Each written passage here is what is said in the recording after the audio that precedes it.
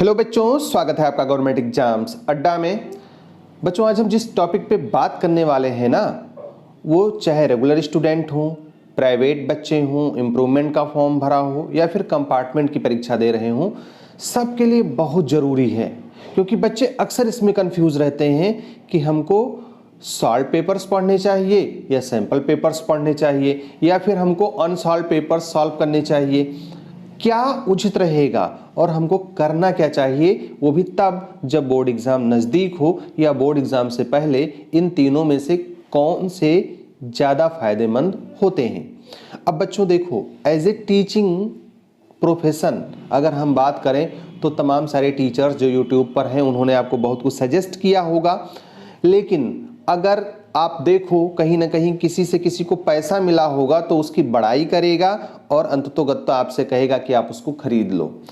मुझे इस वीडियो के लिए किसी से कोई भी पैसा नहीं मिला है और ना मैं आपको कोई ऐसी वैसी राय देने वाला हूं। मैं सिर्फ वही बताऊंगा जो आपके लिए फ़ायदेमंद होगा और जो मैं अपने बच्चों को, अपने स्कूल के बच्चों को, अपने कोचिंग के बच्चों को या ऐसे बच्चों को जो हमसे ऑनलाइन सपोर्ट ग्रुप के माध्यम से जुड़े हैं, कंपार्टमेंट, इम्प्रूवमेंट, प्राइवेट और रेगुलर कैंडिडेट के रूप में तैयारी कर रहे हैं, उनको जो मैं सजेस्ट करता हूं एग्जैक्टली वही आपके साथ में वही सजेशन देने वाला हूं।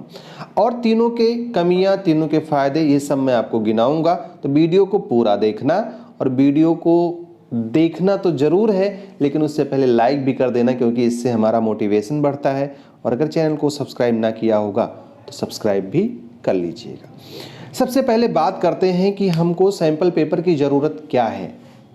देखो बच्चों, सैंपल पेपर हमको ये बताता है कि इस साल जो क्वेश्चन पेपर्स आएंगे उसकी डिज़ाइनिंग क्या रहने वाली है, और इसी वजह से आपका बोर्ड हर साल क्वेश्चन पेपर का एक मॉडल देता है। मॉडल पेपर या sample paper, sample question paper, जो कुछ भी आप कह लो, आप चाहे स्टेट बोर्ड के हों, सीबीएसई के हों, आईसीएसई, आईएससी, किसी भी बोर्ड के हों, आपका बोर्ड एक मॉडल पेपर निकालता है ताकि आपको ये पता चले कि शॉर्ट आंसर टाइप के क्वेश्चंस कितने आने हैं, वेरी शॉर्ट आंसर टाइप के कितने आने हैं, कितने सेक्शन में बटा होगा, टोटल टाइमिंग क्या होगी, इस टाइमिंग में हमको कितने क्वेश्चंस करने होंगे, ताकि टाइम मैनेजमेंट आपका अच्छे से हो जाए और आप क्वेश्चन पेपर की डिज़ाइन को समझ जाएं।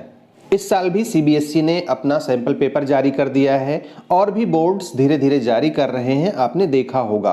तो बच्चों, जो सैंपल पेपर होता है वो सिर्फ इतना बताता है कि किस ब्लूप्रिंट पे, किस डिज़ाइन पे आपका क्वेश्चन पेपर फ्रेम होगा, आपका क्वेश्चन पेपर देखने में कैसा लगेगा, कितने सेक्शन होंगे, कितने क्वेश्चंस होंगे, किस तरीके के कितने क्वेश्चंस होंगे, मतलब short, long, very short, reasoning based, जो भी है ये आपको पता चलता है, आपको आइडिया मिलता है। तो सैंपल पेपर तो जरूर पढ़ना चाहिए। कम से कम एक सैंपल पेपर जो आपके बोर्ड के तरफ से जारी किया गया हो वो तो आपको निश्चित रूप से में पढ़ना ही पढ़ना है। क्यों पढ़ना है? क्योंकि उसी पैटर्न पे अगले क्वेश्चन पेपर की डिजाइनिंग होगी, अगला क्वेश्चन पेपर वैसा ही आएगा।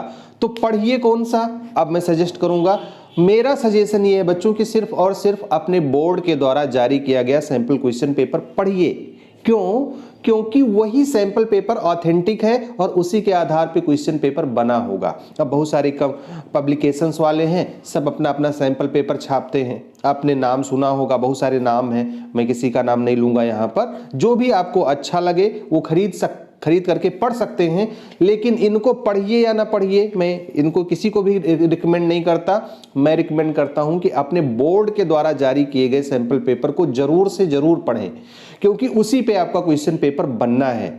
अगर आप इनको पढ़ेंगे तो हो सकता है कि बहुत अच्छे से पैटर्न फॉलो ना किया हो, उसमें क्वेश्चन का जो वेटेज होता है वो वेटेज होता है कि किस चैप्टर से कितने नंबर के क्वेश्चंस आएंगे। और बहुत सारे मॉडल पेपर्स में या सैंपल पेपर्स में हमने देखा है बच्चों, चाहे क्लास 10th हो या क्लास 12th हो, किसी में फॉलो नहीं किया गया। उन्होंने क्वेश्चन तो उतने ही रखे, उसी टाइप के रखे, लेकिन जो चैप्टर वाइज वेटेज है कि किस चैप्टर से कितने क्वेश्चंस आएंगे, उसको कई सारे नामी गिरामी लोगों ने फॉलो नहीं किया है। तो इस बात का ध्यान रखना जरूर। तो मॉडल पेपर या सैंपल पेपर पढ़ना है बोर्ड के द्वारा। अगर एक ही सेट आपके पास में है दैट इज सफिशिएंट। अब क्वेश्चन आता है कि तो सर इसके बाद क्या पढ़ें। बच्चों, जो सबसे ज्यादा फायदेमंद चीज है, जो सबसे ज्यादा आपको लाभ पहुंचाने वाला है आपके बोर्ड एग्जाम में, वो है सॉल्व पेपर्स। प्रीवियस ईयर्स के 10 या 15 सालों का, कम से कम 10 सालों का तो क्वेश्चन पेपर आपके पास में होना ही चाहिए। उसका सॉल्यूशन हो तो बहुत बड़ी बात है, बहुत अच्छी बात है।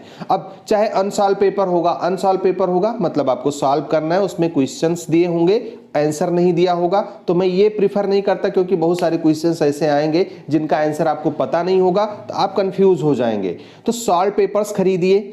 सॉल्व पेपर्स 10, 15, 5 जितने भी साल का आपको मिल जाए, मैक्सिमम 15 साल का और मिनिमम 10 साल का खरीद लीजिए, ये मेरा कहना है। किसी भी पब्लिकेशन का खरीदिए।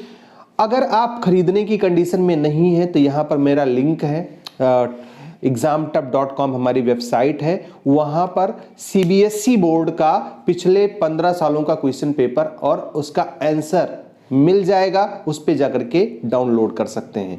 अगर आप खरीद सकते हैं तो 10-15 सालों का खरीद लीजिए, आंसर सहित उसको पढ़ लीजिए। अब इसका फायदा क्या होगा, मैं क्यों कह रहा हूं कि आपको सॉल्व पेपर्स पढ़ने चाहिए। बच्चों देखो, टॉपिक्स या सिलेबस की अगर हम बात करें तो 10-15 साल पहले जो पढ़ाया जाता था और आज जो पढ़ाया जा रहा है, बहुत मामूली परिवर्तन हुआ है। कुछ एक आध चैप्टर आए हैं या कुछ एक आध टॉपिक्स घटे बढ़े जरूर हैं, लेकिन बहुत मेजर चेंज नहीं हुआ है। कुछ चैप्टर्स ऐसे भी थे जो मैंने 15 साल पहले पढ़े थे और आज मैं उसको पढ़ा रहा हूं। तो खुद सोचो कि 15 साल पहले भी उनसे क्वेश्चंस आते रहे होंगे और इस 15 साल के बीच में भी क्वेश्चंस आए होंगे। तो जब आप 10-15 साल का क्वेश्चन पेपर उठा के पढ़ोगे तो क्या होगा, आपको ये पता चल जाएगा कि इन 10-15 सालों में किस चैप्टर के किस टॉपिक से किस तरीके का क्वेश्चन पूछा गया है। फॉर एग्जाम्पल, अगर हम क्लास 10th के साइंस सब्जेक्ट की बात करें तो अब कार्बन एंड इट्स कंपाउंड्स है, ये हमेशा से पढ़ाया जाता रहा है। तो कार्बन में बॉन्डिंग कैसे होती है, कोवैलेंट बॉन्डिंग कैसे होती है, उसकी टेट्रावैलेंसी का क्या यूज़ होता है, कैटिनेशन का क्या यूज़ होता है, किस तरीके से होमोलॉगस सीरीज का फॉर्मेशन होता है, इस पे बहुत सारे क्वेश्चंस आते रहे हैं। अब कैसे कैसे घुमा घुमा के बोर्ड क्वेश्चन पूछता है, टॉपिक तो सेम है, क्वेश्चंस उसको अलग अलग बनाने हैं। तो एक ही टॉपिक पे कई तरीके के क्वेश्चंस कैसे बनते हैं, किस तरीके से बच्चों को घुमाया जाता है, ये आपको तब पता चलेगा जब आप सॉल्व पेपर्स को पढ़ेंगे। तो सिलेबस वही है, चैप्टर्स वही हैं, क्वेश्चंस अलग अलग आते हैं। तो जब आप 10-15 सालों का क्वेश्चन पेपर पढ़ेंगे तो आपको ये पता चलेगा कि किस टॉपिक से हमसे किस तरीके से क्वेश्चन पूछा जा सकता है। और तैयारी का सबसे बेस्ट तरीका यही होता है कि एक टॉपिक को कैसे भी घुमा करके पूछा जाए, आप एक्सप्लेन कर ले जाओ, बता ले जाओ, फिर समझो कि आपकी तैयारी अच्छे से हुई है। तो सॉल्व पेपर पढ़ने का सबसे बेस्ट तरीका ये है। दूसरा तरीका ये है कि जब आप इसको पढ़ेंगे, बार बार पढ़ेंगे, 6-7 बार आप पढ़ेंगे, तो आपको ये पता हो जाएगा कि कौन से टॉपिक्स टफ हैं और बार बार आए हैं, कौन से टॉपिक्स इजी हैं लेकिन बार बार आए हैं, और कुछ टॉपिक्स ऐसे होते हैं जो इजी भी होते हैं लेकिन ज़्यादा पूछे नहीं जाते, और कभी कभी हमको इजी होने की वजह से वही पढ़ना अच्छा लगता है, तो हम बार बार वही चीज़ रिपीट करते रहते हैं। बच्चे भी पढ़ते हैं तो बच्चों का टाइम वेस्ट हो जाता है और वो आता भी नहीं है। तो जब ये 10-15 सालों का आप पढ़ेंगे तो आपको एक आइडिया ये हो जाएगा कि इस चैप्टर में ये चीज़ें तो पूछी गई हैं लेकिन इनको कई बार पूछा नहीं गया है। तो आपको ये पता होगा कि कौन से टॉपिक्स से क्वेश्चंस आए हैं और कौन से टॉपिक्स छोड़ने लायक हैं। तो जब आप सेलेक्टिव स्टडी कर रहे होंगे उस टाइम पे आप अपनी पढ़ाई कर लेंगे। इस साल बच्चों आपके कुछ क्वेश्चन मैं दिखा रहा हूं, यहाँ पे आप देख सकते हैं, और आपका बहुत सारा सिलेबस डिलीट हो गया है।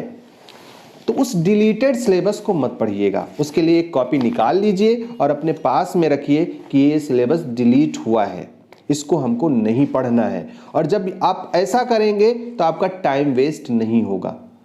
तो मेरा मानना है कि एक सैंपल पेपर अपने बोर्ड का ले लीजिए, उसको बार बार देखिए। मैं तो कह रहा हूं कि एक किसी कार्डबोर्ड में चिपका करके बेड के पास में रख लीजिए और रोज एक बार देख लीजिए, ताकि आपको पैटर्न पता हो जाए कि 20 क्वेश्चन आना है, 25 आना है, 36 आना है, 30 आना है, ये पता रहे कि सेक्शन में कितना आएगा, ताकि आपको ये डिसाइड करने में आसानी हो कि मुझे पहले कौन सा करना है, ताकि आराम से कर ले जाऊं, हो भी जाए और हमारा छूटे भी ना। तो टाइम मैनेजमेंट में फायदा करेगा।